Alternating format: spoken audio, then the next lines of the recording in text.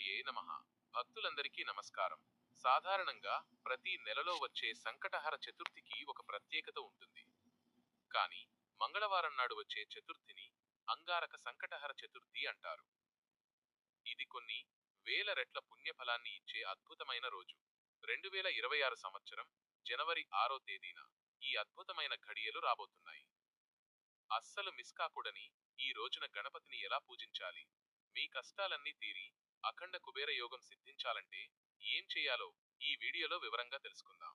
పురాణాల ప్రకారం అంగారకుడు కుజుడు వినాయకుడిని ప్రసన్నం చేసుకోవడానికి ఘోరమైన తపస్సు చేసి సంకటహర చతుర్థి నాడే స్వామి అనుగ్రహం పొందాడు. అందుకే ఈ రోజున పూజ చేస్తే కుజ దోషాలు తొలగిపోతాయి, అప్పుల బాధ నుండి విముక్తి లభిస్తుంది.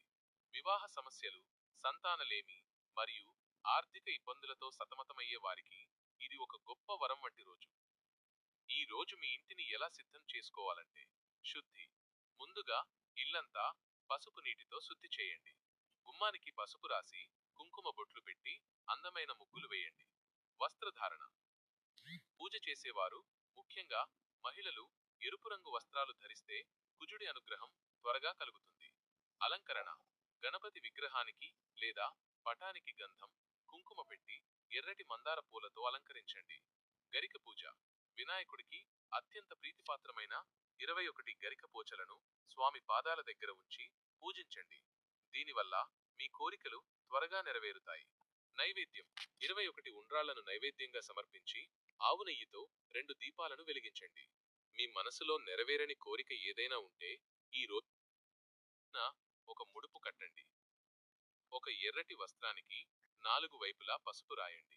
అందులో 3 గుప్పిళ్ల బియ్యం, 2 తమలపాకులు, 2 వక్కలు, 2 ఎండు ఖర్జూరాలు మరియు 11 రూపాయల నాణేలు ఉంచండి. మీ కోరికను స్వామికి చెప్పుకుంటూ 3 ముడులు వేయండి. ఈ ముడుపును పూజ గదిలో ఉంచి ఓం గం గణపతయే నమః అని 21 సార్లు జపించండి. ఈ ముడుపుకు అపారమైన శక్తి ఉంటుంది. సంకటహర చతుర్థి అంటేనే చంద్ర దర్శనం అత్యంత ముఖ్యం. రోజంతా ఉపవాసం ఉన్నవారు సాయంత్రం చంద్రుడిని చూసిన తర్వాతే భోజనం చేయాలి. రాత్రి చంద్రుడికి పాలతో అర్ఘ్యం సమర్పించి నమస్కారం చేసుకోండి. దీనివల్ల మానసిక ప్రశాంతత, ఆరోగ్య సమస్యలు తొలగిపోతాయి.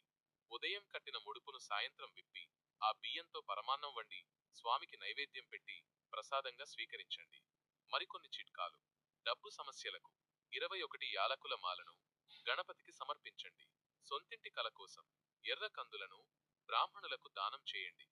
దోష నివారణకు స్నానం చేసే నీటిలో చిటికెడు పసుపు లేదా నల్ల నువ్వులు వేసుకోండి.